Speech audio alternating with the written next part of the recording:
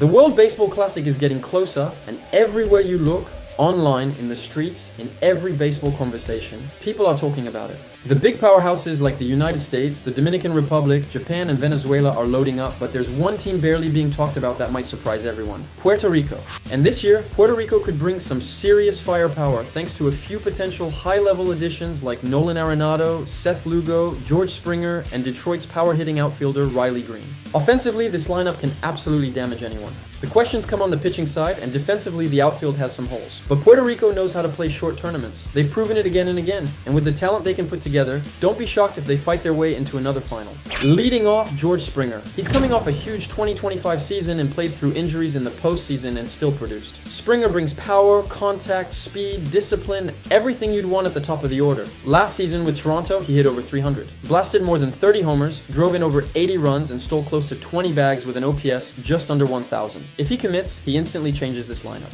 Batting second is the captain, Francisco Lindor. In the last Classic, he hit well over 400 in 5 games, and in 2025 with the Mets, he put up a .267 average with 31 homers, 31 steals, and over 80 RBI. Lindor doesn't just set the tone, he's the heartbeat of this team. Carlos Correa hits third. His 2025 season wasn't the best, but he's always been a dangerous postseason hitter. And the Classic is basically a mini postseason. He still hit over 270 with double-digit homers and more than 50 RBI. When the lights are bright, Correa usually shows up.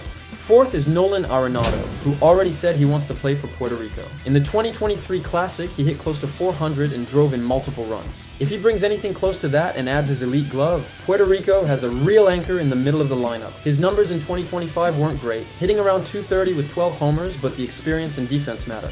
Batting fifth is Detroit's left-handed slugger Riley Greene. In 600 MLB at-bats, he hit over 250, crushed 36 homers, drove in more than 100 runs, and posted an OPS above 800. One swing from him can flip a game instantly.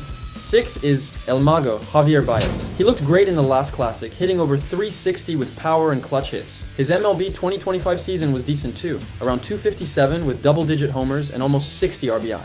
Báez in international play is always dangerous. Seventh is Heliot Ramos, outfielder for the Giants. He hit mid-250s this year with 21 homers and nearly 70 runs driven in. Young, powerful, and improving. Eighth is Willi Castro, who split time between Minnesota and Chicago. He hit around 226 with 11 homers and double-digit steals. Not a huge bat, but useful in many game situations. Ninth is Víctor Caratini, who would rotate with Christian Vázquez or Martín Maldonado behind the plate. Caratini was the best offensive Puerto Rican catcher this year, hitting over 250 with 12 homers and more than 40 RBI. Puerto Rico's defense looks solid on the infield, but the outfield is definitely a concern.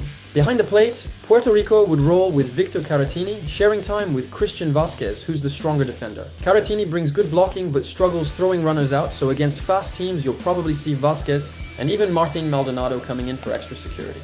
At first base, the most logical choice is Carlos Correa. Some people have suggested Nolan Arenado at first, but Arenado's glove is still elite at third, so moving Correa makes more sense. Second base belongs to Javier Báez. He played everywhere in 2025, even center field, but in this tournament, his athleticism fits perfectly at second. Third base is locked with Nolan Arenado. He's not the same defender he used to be, but he's still above average, still makes plays most third basemen don't, and his arm continues to play. Shortstop is Francisco Lindor, no discussion there. He still gets to balls other shortstops can't, adds a few runs with the glove every season, and remains one of the most reliable defenders on the roster.